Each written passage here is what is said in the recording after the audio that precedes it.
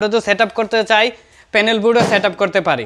দেখেন এখন বিদ্যুৎ নাই, আমরা এখন জেনারেটর দিয়ে চালিয়ে দেখি। আমরা টাইম 5 সেকেন্ড করে দিলাম, তারপর দেখেন এখন জেনারেটর দিয়ে মোটর চলছে।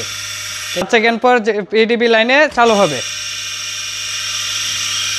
হ্যালো, আসসালামু আলাইকুম, আশা করি সবাই ভালো আছেন। স্বাগত জানাই নতুন একটি ভিডিওতে। আমরা আজকে আপনাদের সামনে নিয়ে হাজির হলাম এটিএস। যেখানে জেনারেটর আছে সেখানে এটিএস ব্যবহার করা হয়।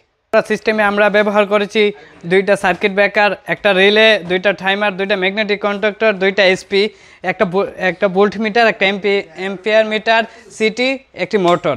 দেখেন এখন বিদ্যুৎ নাই, আমরা এখন জেনারেটর দিয়ে চালিয়ে দেখি। আমরা টাইম 5 সেকেন্ড করে দিলাম, তারপর দেখেন এখন জেনারেটর দিয়ে মোটর চলছে। ঠিক আছে, সাথে জেনারেটর ইন্ডিকেটর চলছে। দেখেন বিদ্যুৎ যে হঠাৎ চলে যায় বা অটোমেটিক আসে, তো জেনারেটর অটোমেটিক অফ হয়ে যাবে। এখন দেখেন বিদ্যুতের সাথে চালু হলো। এখন আমরা ম্যানুয়ালি বিদ্যুৎ অফ করে দিব। দেখেন সাথে সাথে জেনারেটর চালু হয়ে যাবে। এখন জেনারেটর দিয়ে চালু হচ্ছে। দেখেন এখন আমরা আবার পিডিবি লাইন দিয়ে সাথে সাথে জেনারেটর অফ হয়ে যাবে। 5 সেকেন্ড পর পিডিবি লাইনে চালু হবে।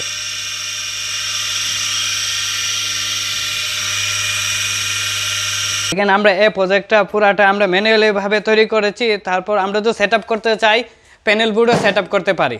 শুধু দেখানোর জন্য আমরা এই সিস্টেমগুলো চালু করছি। এরকম সিস্টেমগুলো যদি আমরা শিখতে চাই, বিভিন্ন ইন্ডাস্ট্রিয়াল সাবস্টেশনের কাজ, প্যানেল বোর্ডের কাজ, পিএফআই বোর্ডের কাজ যদি শিখতে চাই, আমরা আমাদের পেজের সাথে আপনারা যোগাযোগ করতে পারেন।